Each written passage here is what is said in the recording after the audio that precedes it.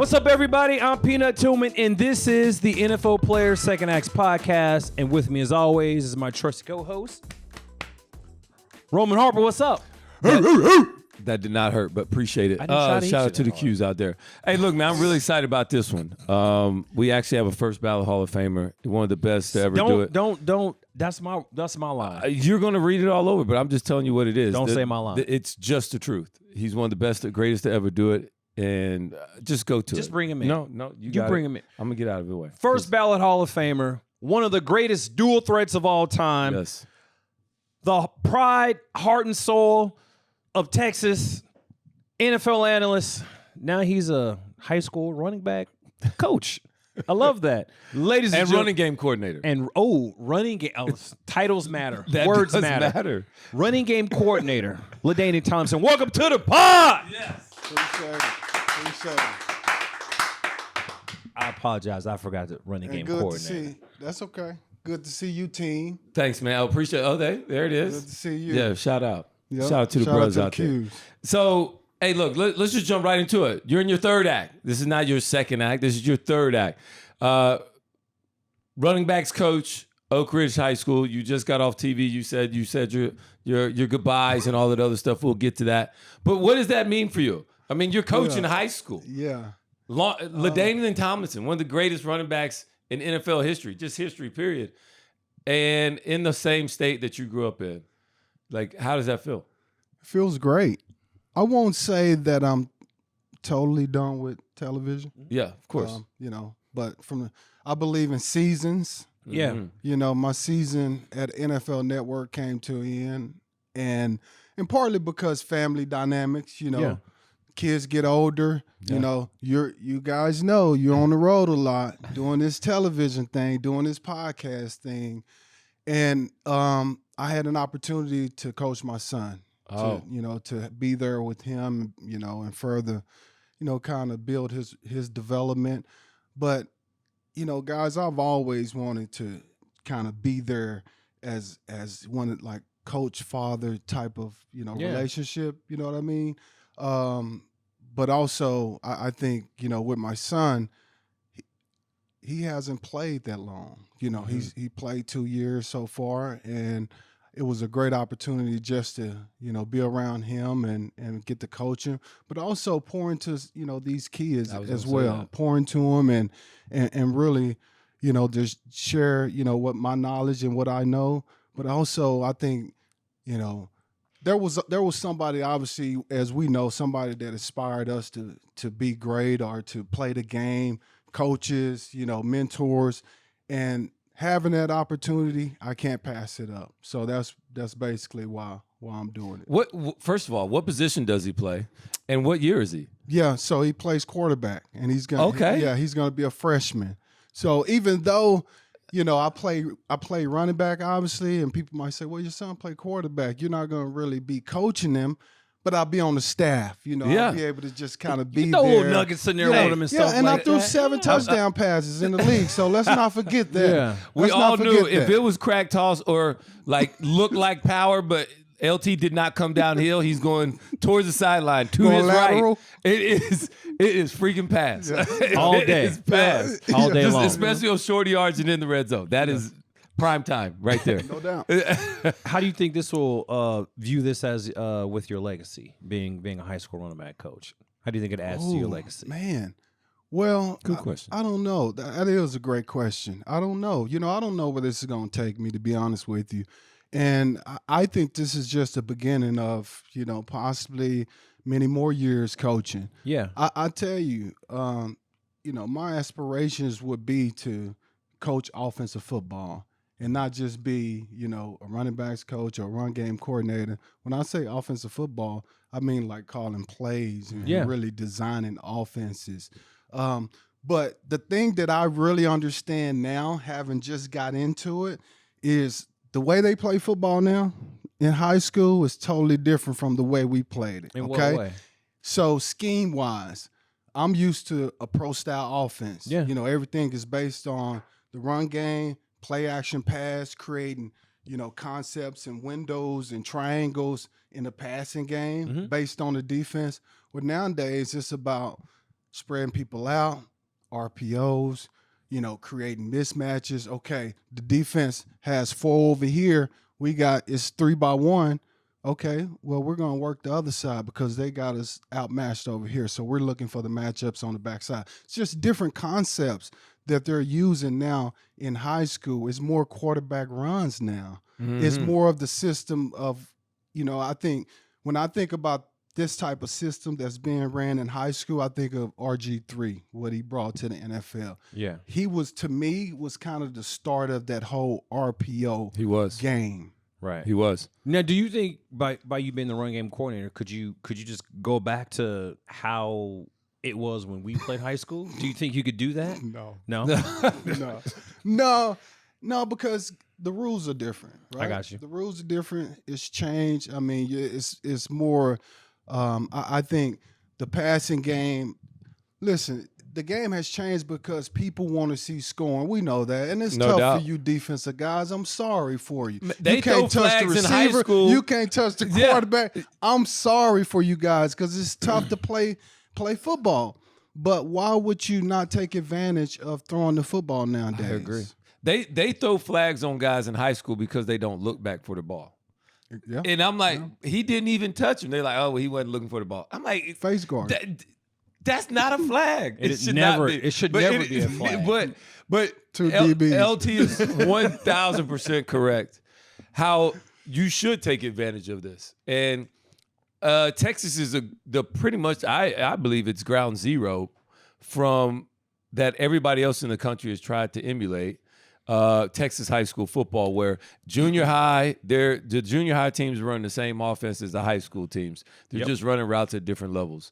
And so by the time you get it all the system in junior high, so then by the time your class gets to 9th grade, 10th grade, 11th grade, you guys are cooking with grease already because you've been running the same system for 4, 5, 6 years. Yep. Same verbiage, same understanding. Mm-hmm. And then they just get bigger and better. I mean, that's also why a lot of Texas athletes, as far as recruiting, it says like, well, whatever the product you get out of high school is usually closer to what they're going to be at their full potential in college as well. And even if we if we project these guys in the NFL, a lot of times these offenses are adjusting to what the quarterback was doing in college. Yes, that's where the NFL game is going. Just look at Cam Ward.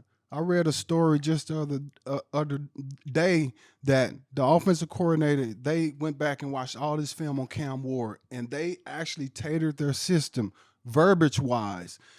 Some of the things that Cam was using at Miami, they put it in Tennessee's offense so it can further and speed up his, development. So that's the way the game is played nowadays. I think what makes Texas so superior in football, just in, I'll say sports, but like in football is superior. Superior. That means dominant. Dominant. Yeah. I know you were talking about pompous and the words you didn't get, but UIL. Like most Texas, if not all Texas high schools have the high schools, junior high, they have a UIL system. And you're allowed to What is UIL? Something interscholastic. I don't know. Okay. Sorry, But it allows the students to basically have practice during school. Like, so say during football season, we would have UIL our first period. We practice for an hour and a half during school. Mm-hmm. And then you go to class, your other math, science, and literature. And then after school, you get another practice. So you're getting 2 full practices. And then you go to your off season and you got like a college style off season program. We doing the same stuff they doing in Alabama. Yeah. But I'm doing it as a freshman all the way up until my senior year. Yeah. Like that's, in my opinion, that's what makes Texas football. Like it's just where, I don't know, maybe I'm a little biased, but I'm not disagreeing with you, but you're not the only state that does that because I practiced in the morning times too. But it's okay. Don't worry about it. I do want to know this though, LT, because you talked about it briefly. What has it meant to you to be the high school coach that's actually, because, I mean, everybody's got to know you, but you're actually like really pouring into these kids. Have you seen like, man, like these kids need that? More of a perspective, somebody that's done it. Because we all had coaches that never really They ain't been on the grass like that. Yeah. And so it's different. And I know it kind of gives you this advantage because you've done it. But then the communication factor, I'm sure, with being in so many locker rooms, you understand that part of it as well. Yeah, and that's the main part to me is the communication part of it, making sure, that the kids understand exactly what you're trying to get them to do, right? Mm-hmm. But at the same time, I can't expect them to be like me. So patience as well plays a huge factor. I'm not a yeller anyway, so I don't really, man, do it this way, son, you're not a Joe Clark from Lean On Me? No. But I do believe there's, probably, I would say 3 ways to teach it, okay? Mm-hmm. There's on the board, the classroom way. Some kids, they're going to learn in the classroom. And then there's the film, showing the kid the film, like this is your step, this is what you're doing, look at your drop, all these kinds of, and guys see visually, okay, that's what I look like. Oh man, I'm doing it. I'm not stepping or whatever it might be. And then the last part of it is some guys just learn on the field. Yeah, they got to do it. They got to go out there and do it, right? So I believe in those 3 elements of teaching it. That's how I try to approach it. But at the same time, I think it's also part where you have to develop the kid, get them bigger, faster, stronger, all those types of things. And at the same time, you're loving on them. Yeah. You're guiding them. You're teaching them, kind of the right way to approach every single day, try to dominate every single day and win every single day. Mm-hmm. So it's fun, man. I enjoy that part of it. I'm a huge believer in development. Why? Because of my story. Yeah. I was this kid that was probably a 2-star, 3-star coming out because I didn't play running back until my senior year. So I developed over time. College, I developed. Mm-hmm. So I really believe in developing. I don't think I knew you didn't play running back until your senior year. Yes. I don't think I knew that. Man. I don't think I knew that. I got one question for both of y'all. So y'all played, I don't know what year it was, but you 2 played in London. You had 170 yards. So that was 2008. Something like that. Around 2007, 2008. Yeah. Somewhere around there, we played the Chargers in London. Mm-hmm. You had 170 yards receiving. Mm-hmm. Or maybe it been total. I mean, it might have been total yards. It was total. LaDainian Tomlinson smoked us. Look, I remember this. I remember I tried to tackle you, and you had a total great yards, spin move. Not receiving. I saw you in the hole. I come downhill. I remember that. And I went to hit you, and then you weren't there no more. You missed a lot of tackles. I mean, when you play safety, it happens. And so it was a fantastic spin move. I give you credit. Like that was the first time I'd been like LaDainian Tomlinson. He did not score though. No, I didn't. I did. You can put that up. Some dude came from the backside. Yeah. Somebody got him from the back. It was good. But the very next play, you guys ran it again because of course they wanted to try and let you get in. And then I made the tackle. Mm-hmm. And so what it does for a young person at me at the time to be able to dude, I thought I had LaDainian Tomlinson. I was going to get him, and then all of a sudden, he was no longer there. And then to come back and battle back confidence-wise. Yeah. Like, you didn't even know it, but you made me better because I was like, okay, if I can tackle LaDainian, and especially then not even get down on myself. Confidence. Gave me some confidence, Absolutely. Especially after missing one and then coming back. Now, that was a great game. I know you guys probably enjoyed London as well, but that was just my experience. I don't know how you remember that play or anything. I think I remember we used to work out together at Scripps Ranch. Yes. Okay. TD, Todd Durkin. Shout out to Todd. Fitness Quest 10. Yes. And we used to play this little card game. Yeah. And I'd win a couple, I'd lose a couple, but we used to take these cards and then TD would just take them and you throw them and you'd have to grab them. Me, you, Drew, Brees, we saw be there. That was like our little spot. And sometimes he would throw the fan on. So these cars are blowing in the fan and you got to grab them. Yeah, that was some good hand-eye coordination. That's why he was so good at punching the ball out. That joker get in there and punch their ball. That's why he was so good. He had a nice sit for him though. I think so. One thing I did do that I stole from you. It might have been your coach when you went to New York. Mm-hmm. Used to slap or used to punch the squat rack. Not punch. Excuse me. Used to hit the used to hit the squat rack, right, with your hand to work on your stiff arm. So that was one thing. I know I wasn't stiff arming people, but it did make my hand a little bit stronger. So I would jam. Yeah, my jam. I would just, it hurt at first. I'm not gonna lie when you hitting some straight steel, but yeah, I get used to it though. I definitely stole that from you when I was like, damn, okay, I'm gonna start hitting. Well, this I pole. stole some stuff from people too, So I stole the heels, from Walter Payton. That's right, because you had one in the backyard, right? One in my backyard in San Diego. Yeah. So I mean, I think, a wise coach told me, speaking about this coaching thing, okay? Yeah. A wise coach told me, coaching, it's all about stealing other people's stuff and putting it in your, repertoire. Yeah. And when you think about it, it is. Because you combine everything that you was taught, different systems that you were taught, maybe systems that you're around, and you put them, together, and you create your own playbook. I mean, that's kind of the purpose of a coach's clinic, right? I mean, if I was a DB's coach, all I would do is take everything that I got from everybody else and then just act like it's all me. Yeah. Like this how we do it. But it's really just everything else I learned. I mean, it's 1,000% correct. This is how Ro Harp do it. Yeah, this how this Harp do it right here. So what moves did you steal from any running backs? Well, jump cut, I stole from Barry Sanders, obviously. That jump cut to be able to get in and out of the hole. The stiff arm was something that really, I think I always pretty much had that. I perfected it over time because, like you said, working on it. What's the most important part of a great stiff arm? Waiting to the last second. And it's a punch. A lot of people think you throw your arm out there and keep it out there. You do not. It is a punch. Okay. So right at the last minute is a punch. And what I tried to do, it was two places I wanted to hit the defender, either in the face or in the chest. Because when you think about it, you guys are coming before you engage and you do this. The arms go back. So if I can hit the face or the chest, then it's going to give me space. So, yeah, that's what but if now, certain guys, they were quick getting up on you. Yeah. Where you couldn't get the stiff arm out. Then I would use the forearm to knock their arm down. Then they got to try to tackle me with one arm. Yeah. That ain't going to happen. See, I was really more with the stiff arm you specifically.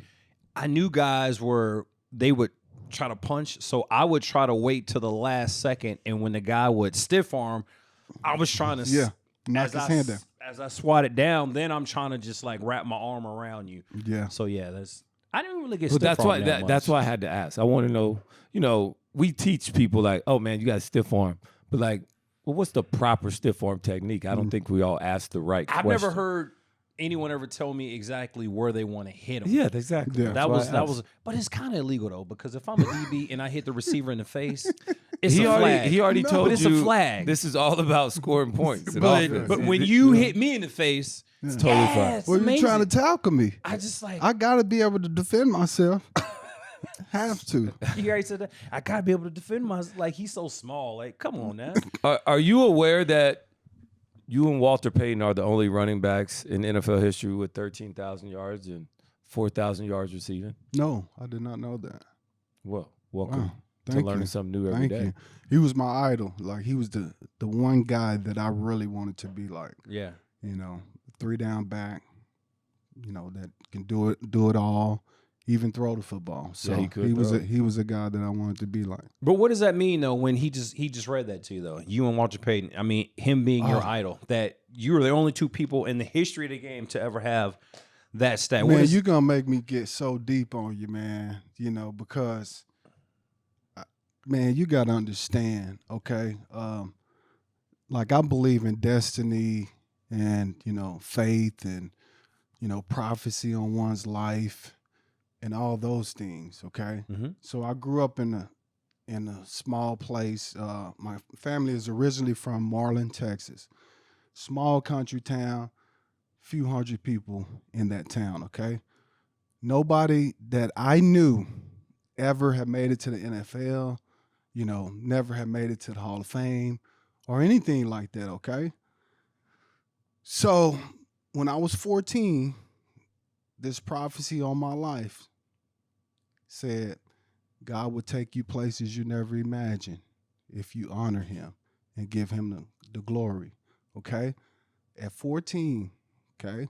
So with Walter Payton being my idol, to be able to now say, I'm right beside this man in so many different areas and stats, and I won the Walter Payton Man of the Year trophy, is in my house, you know, as one of my greatest honors. Many people talk about, you know, the resemblance of me and Walter. It's a God thing for me. Yeah. It is a God thing for me, and I don't think it's by accident that I was able to do some of those things. Yeah. So Appreciate that. your time in San Diego, now the LA Chargers, but your time in San Diego, yourself, Drew, Gates, Junior Seau, R.I.P. What was that locker room like, having all those vets, Hall of Famers at that? Oh, man, it was outstanding. But I tell you, it was a challenge every single day because literally, like, it was in practice, it was offensive versus defense. Who's going to win today? That's the type of tone the late Junior Seau set from day one. Yeah. It was like, offensive, if y'all ain't ready to go, we're going to embarrass you today. We're going to embarrass you.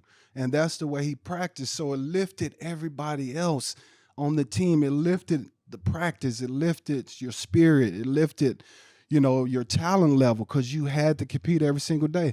And even when Junior left, he had laid the foundation where us older guys are, I would say, you know, guys that were starting to come into their prime. Me, Drew Brees, you know, guys like that. The offense really became the engine of how we practice now. Yeah. And we were like, defense, if you don't bring it today, we're going to eat y'all up today. Yeah. So the standard was set. So it was very challenging. Like the regimen that Junior laid, man, you know, of how to work, you know, in the weight room and, you know, how to practice and how to even take care of your body and eat was unlike nobody else, you know. So I think about he was the main catalyst to what we had in San Diego, all those winning teams. He was the catalyst of building the foundation.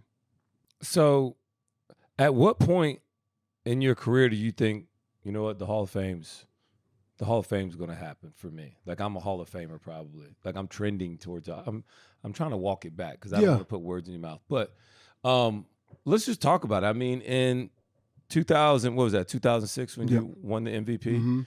You were the MVP. You also won AP Offensive Player of the Year and Walter Payton Man of the Year in the same year. I don't know if anybody's ever done that before. No. I mean, you got to feel like I'm on top of the world. Do you like, man, I think I'm going to be a Hall of Famer after this? Yeah. No, I didn't. I did it, man, because you know, I was never one of those guys though to look at numbers like where am I, you know, like, you know, number wise. I never did that. I believed in, you know, the day-to-day grind. Tomorrow's gone. And the reason why I believed in that was my college coach, Dennis Franchione. I guess it was like my junior year. I had just set the NCAA record, 406 yards in one game, okay? I'm on national television, ESPN. First time ever, you know, TCU starting to blow up. Coach calls me in the office. He's sitting on that side of the table. I walk in feeling good. Like, what's up, Coach? You know what I mean? He looked at me, said, throw out the paper. Feels pretty good, right? All this accolades and recognition. And he said, all glory is fleeting. Say that again, Coach. All glory is fleeting. Do you know what that means? I'm in college. Not really. Everything that you accomplish, no one will care about it one day. It will be gone. It's here today, gone tomorrow. And that always stuck with me. Because he said, if you don't keep working, who cares about if you just rush for 400 yards? If you don't keep working. So I always kept that approach with me. Always. And even after winning the MVP, to me it was like, what's next? You know, like, I got to prove that it wasn't a fluke. people still at that point was like, oh, he's the best all-around back. Well, why can't I be the best back? Period. You know, like best all-around back. What is that? You know what I'm saying? So it was. I could tell that didn't affect you at all. Yeah. At all. Didn't wear it at all. And you know what, man? Shout out to Coach Frank, because he came to Alabama and coached me after that, and then left us after a couple of years to go to A&M. But he got so much success because of you and what you guys were able to accomplish at TCU. So shout out to him, you know, because they got me, they got me to Alabama because they recruited me. Yeah, they were good recruiters, no doubt. They were. So 2006, y'all go 14-2. Mm-hmm. Marty Schottenheimer's a coach. Divisional round, you make the playoffs, and he gets let go after that season. What's the story behind that? Well, there was tension leading up to that season between the GM, you know, and the head coach, Marty Schottenheimer, and the late A.J. Smith. And, you know, we had heard all the speculation, right? We heard about how different stories that had came out the building, how they weren't talking, they couldn't see eye to eye on draft picks, you know, different moves to make, you know, around the team. But, you know, we're winning. So y'all y'all deal with that. Yeah. Now, bless you. Excuse me. Thank you. I got to be honest. So after that happened, we knew the reason why. We knew why, you know, Marty was the scapegoat, because those two could no longer get, you know, like coexist, if you will. Mm-hmm. And the owner, Dean Spanos, obviously had to make a decision. You know, I can't have the organization in a flux like this. The two most important people in this organization don't get along. So made the decision to let Marty go. It kind of reminds you of the Bulls back in 97, 98, or I think it was last year, 98. Mm-hmm. Jerry Krause was the GM. Phil Jackson's the head coach. Mm-hmm. Jerry Krause says, hey, I don't care if we go 82-0. Phil Jackson will not be the head coach. And they go out and they win a championship. And then they let Phil Jackson go. Like, egos. He just finished watching the last Why are you? Because you just talked about it. But what is Marty ball? You know, everybody loves. Stop. I got one. Okay. Marty seemed like you were close. How did that impact you? Like when they let Marty go? Great deal. A great deal. I looked at it as a sign of philosophy change. Mm-hmm. You know, because I knew who the team ran through at that time. We all knew, you know. Going to your point, your first question or your question you just asked, what is Marty ball? And it was about power football, okay? We were going to start with the A-gap power coming right downhill to see if you can handle it. And it was going to be impose your will over 4 quarters. That was the mindset, the mentality of our teams. And then off that, you had your deep plays to Vincent Jackson and, you know, different guys that we had that can go down the field. Antonio Gates was the third down mover, you know, like he was RedZone, big play guy for us like that. Yeah, okay? So when that happened, I said, okay, philosophy for the change. Like, we're going to start throwing the ball a little bit more. Phillip Rivers was getting a little bit older, right? You know, and listen, so it affected me a great deal. I wasn't quiet about it, let's just say. Yeah, because Turner became the head coach, and you had, I think that was the first year you had less than 300 carries or something like that. Yeah, it was close. Yeah, first season you had less than 300 carries. Yeah, and it really wasn't about the carries, you know, really, because you guys know this. The way you practice, what you work on in practice is going to determine what type of team you are. Absolutely. So in practice, we went from 9-on-7s, team runs, to just 7-on-7. team pass. Yeah. You see what I'm saying? Yes. But you want to be successful in running the football. It don't work like that. Right. You guys know that. You got to work on it. Yeah. So then it became, this. I think LT lost a step. They can't run the ball. Like, what's going on? That's how they start talking. And it So ain't got then- you're like, I'm not gonna be as productive when I got 35 less carries. So then when that bounce back year, my 10th year with the Jets, and, people was like, we thought it was done. See, they fooled you. That's how they do. They fooled you, thinking that this guy can't play no more, when really a change in philosophy. Yeah. And that's okay. But let's be honest. Let's be honest. Let's not make it look like this person has lost a step or they can't play no more. I get it. No. I 100% get it. Speak about it. So after you go through all those things, you end up in New York. I want to ask you about your retirement, because you used a word that not everybody uses, and I want you to tell me about it. You said you were cool with where you were at. You had reached this point, I'm graduating. That's what you said. Mm-hmm. Why you use that term?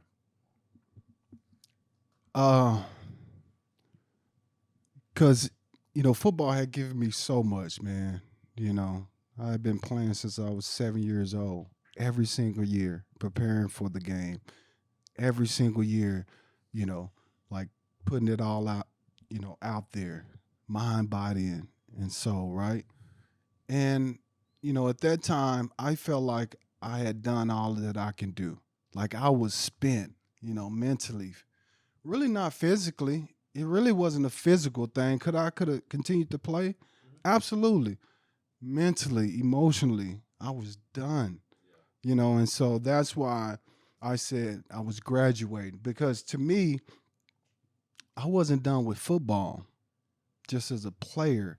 I was graduating from being a player playing football. When you graduate, you go on to do something else too. Yeah. Sometimes, a lot of times better. Yeah. So then you get into the TV space. Were you super competitive in that TV space when you became a TV analyst?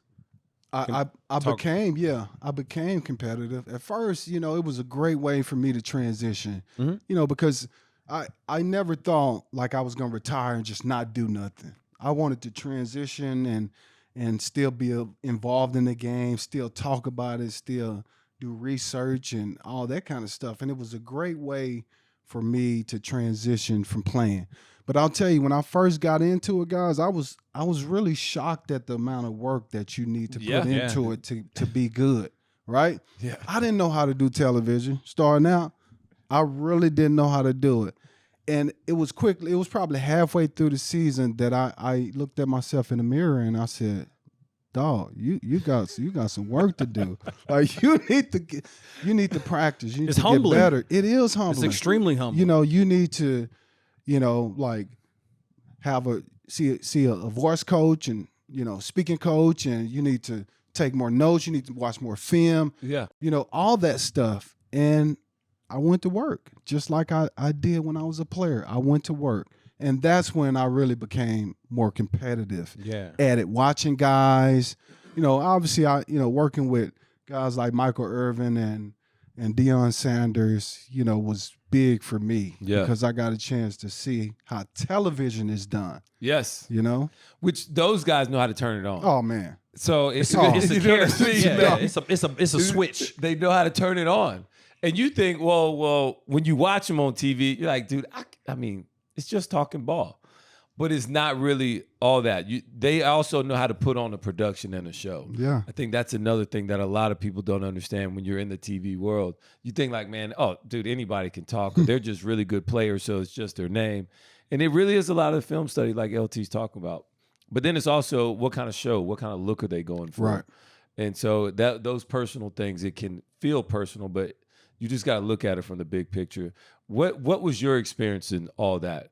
I mean, because me, naturally, when I got into it, in football, you want to put you in high school, you want a place you can get a scholarship. Mm-hmm. Then when you get a scholarship, you go to school, you're like, dude, I want to start. I want to be all conference or I want to be all American.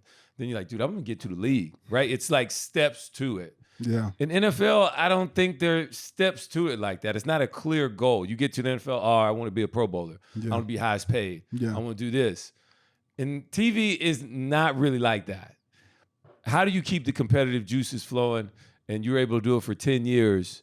And how do you stay competitive without understanding that I don't know what that next step is, but I'm still improving? Yeah, I think I approached it much like I did when I was a player, and the thought as a player was I want to do as much as I can, as much as possible as I can, like on the field. Mm-hmm. I want to be as diverse as I possibly can. Why?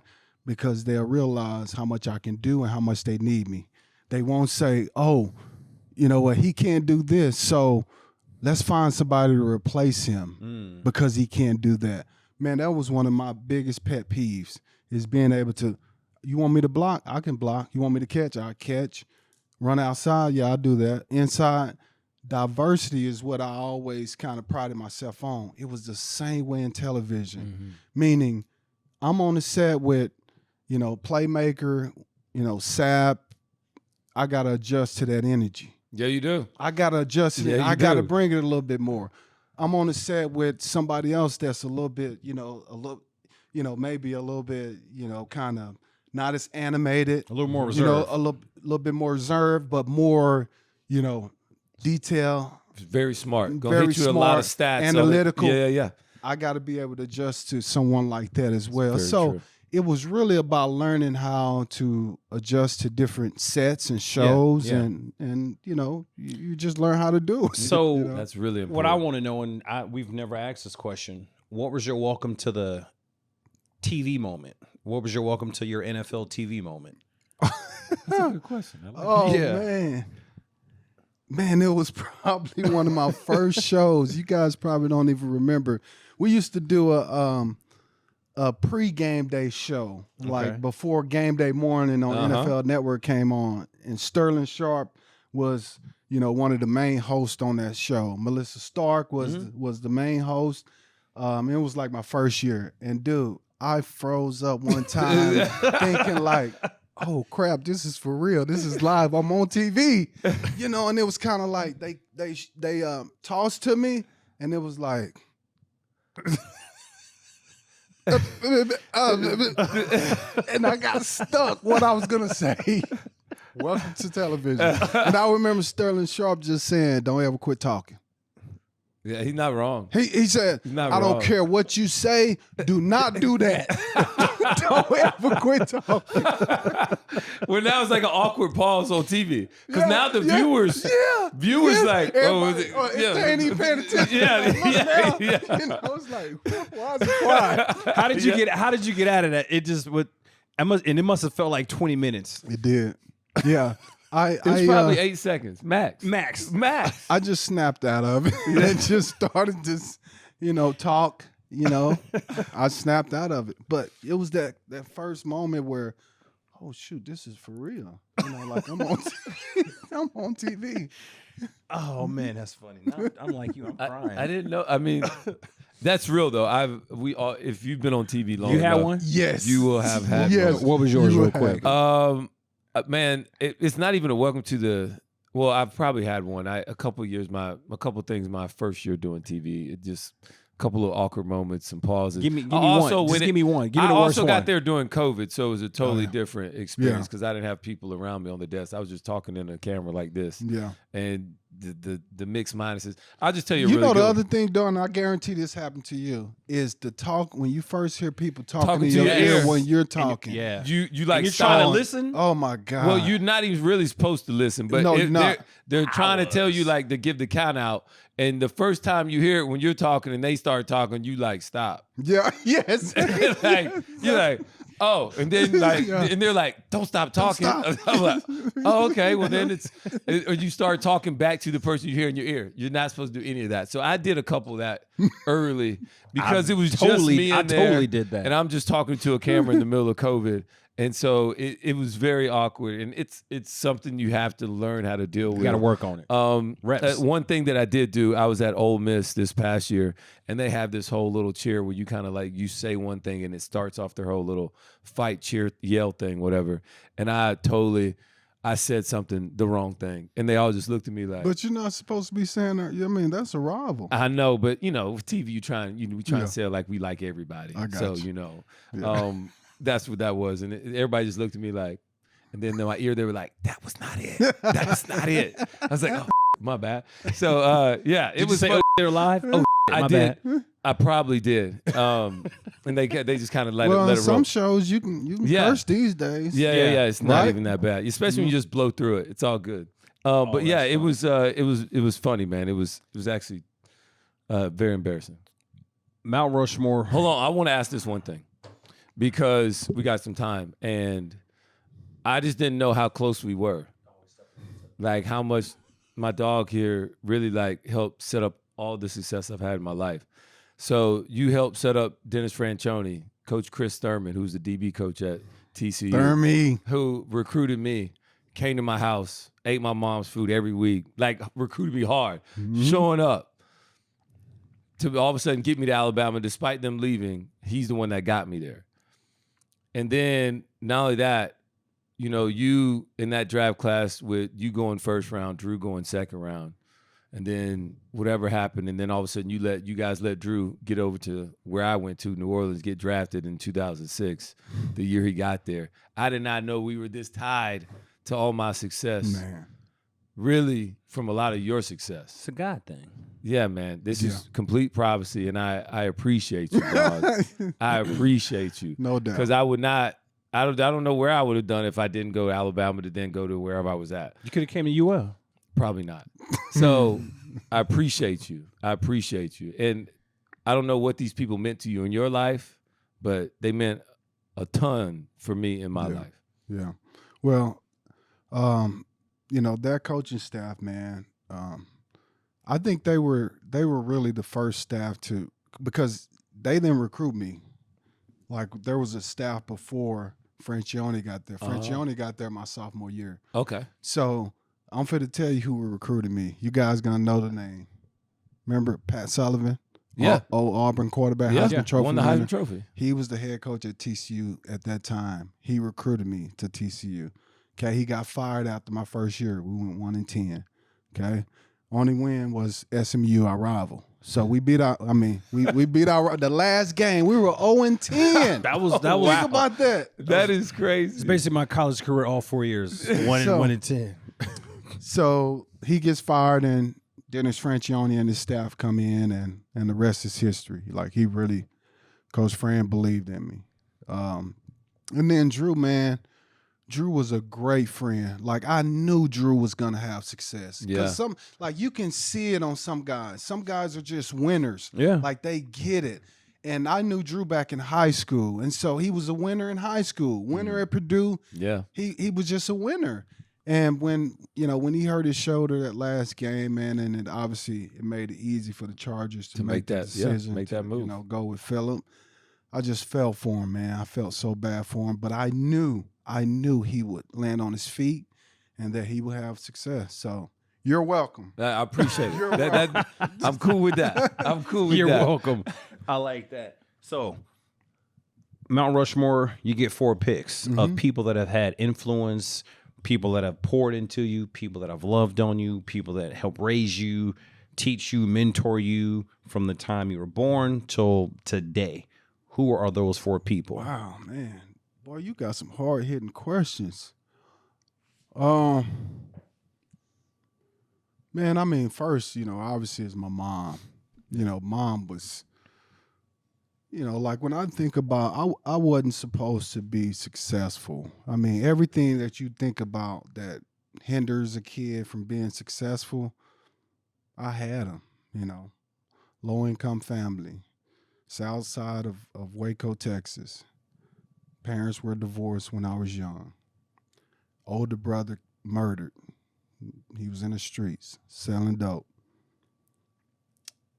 All those things society say you're going to follow down that same path. You're not supposed to make it out. Yeah. And my mom was just so strong, man. She was just so willed to keep us on the straight and narrow, to help us and nurture us to realizing our dreams. So my mom was, really the first person. And then I would say, man, my older cousin, man. I had an older cousin, my mom's sister, son. He was like the big cuz, 7 years older than me. And, man, he inspired me because, as you probably can attest to, I tell people all the time, Texas high school football for us as kids, that was the NFL. Absolutely. If we got to play Texas high school football, we made it. It's all about varsity. Friday Night Lights. Right. We're going to be on TV. We made the newspaper. Man. And so I remember when I was young, my big cousin played wide receiver, but he was starring out there Friday Night Lights. And I used to hang on the gate watching him. He was my hero. That's awesome. So, and he inspired me, man. He used to spend time with me, picking me up, taking me places. But as he got older, it was even the life lesson stuff, like he got in the dope game, became a big-time drug dealer, house getting raided, very close to going to the penitentiary, gave it all up, became legit, hardworking man. You know what I mean? So these are the things that I'm seeing. Yeah. So he has to be on there. I love that you was hanging on the gate. That's everybody did it. Yeah. It's a vivid picture. Cause I was a kid too. That was like just looking at high school players. And it's amazing. I didn't have any family out there, but it's amazing. Like, man, like my cousin, like that was it. Like that was my hero. Yeah. Just hanging on the fence. Hanging on the gate. Friday night. On the gate. Marty Schottenheimer.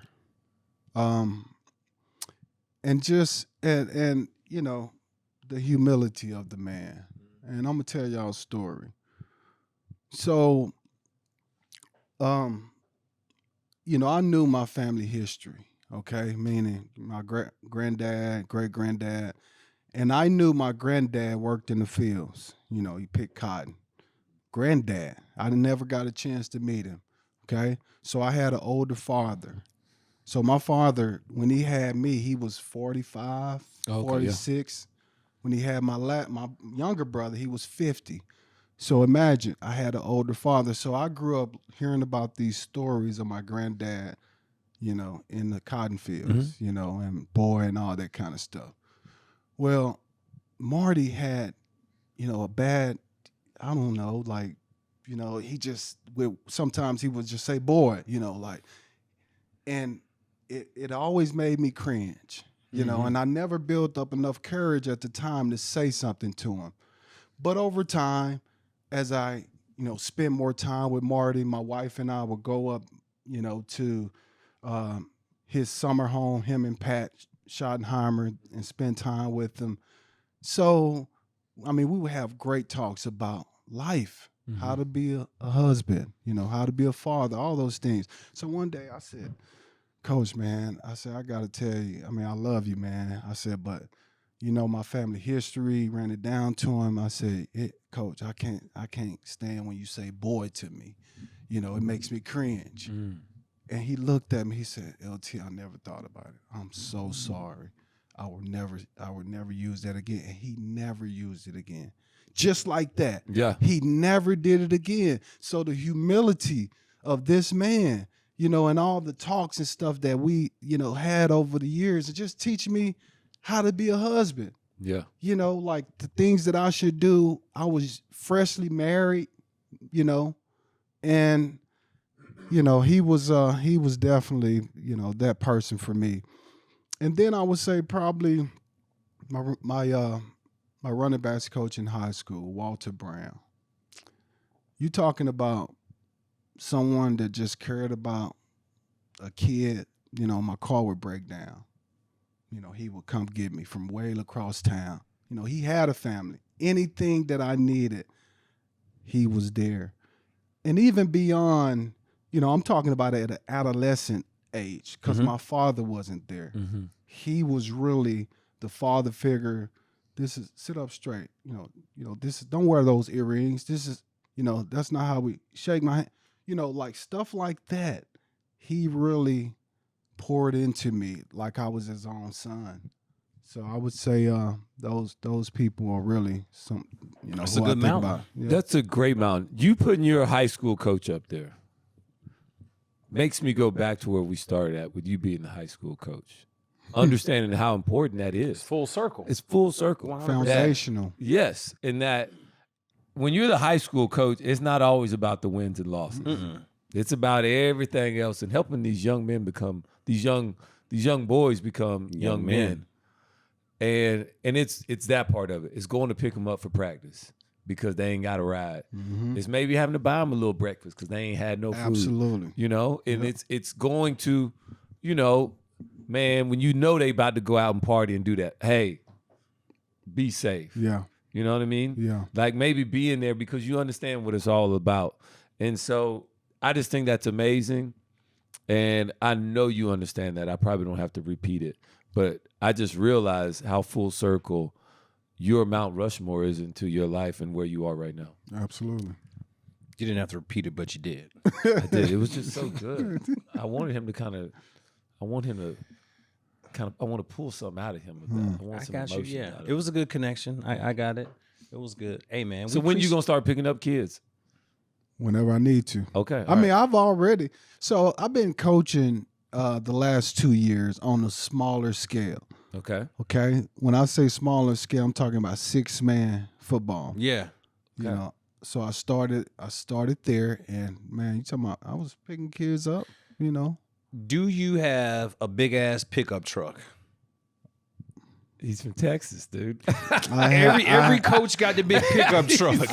Every coach got the big pickup I have truck. a dually. Dually. I knew every coach got the big pickup truck. You got the boots? No, I don't. Oh yeah, of course, yeah. I got boots. Come on, Are now. you kidding me? Come on now. That's a must. You gotta have. That's boots. the one thing I ain't got. I ain't never had the boots. You've never had boots? Well, see, when you really, from Texas, you got to have the boots that are embroidered with, your name, your initials, or your custom made boots. Okay. See, I don't have custom made. That what I got. Yeah, you got to get the custom made. Okay. I'm not from Texas either, but I'm from Texas, but I just ain't never been a boot guy. I mean, I got some Timbs. no, that does not count. No, they don't qualify. That does not count. They at all. don't qualify. That does not count at all. I got you. LTA, man, we appreciate you coming on the podcast. This was dope. I appreciate you.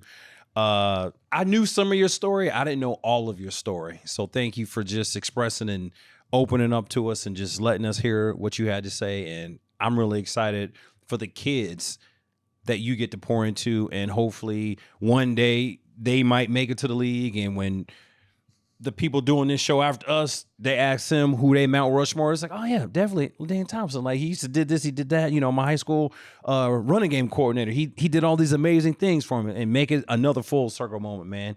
You've been blessed beyond measure, and I just wish you nothing but more success in your third phase, your third act. Wow. Appreciate it, guys. It was a pleasure. No doubt, man. And not only they're not gonna call you the run game coordinator, you're gonna be the offensive coordinator.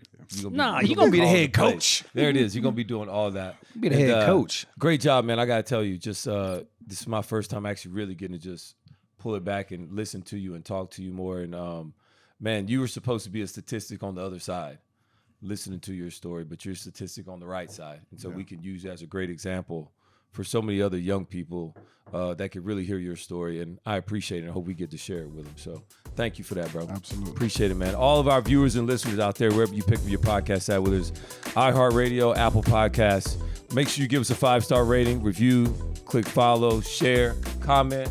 Talk to Peanut a little bit. Tell him what he could be doing better. All right? And Peanut, get us out of here. Make sure you tell a friend to tell a friend. Check us out on the NFL's YouTube channel. That's LT. I'm Peanut. That's Rome. And this is the NFL Players Second Acts Podcast. Hey, y'all, we out.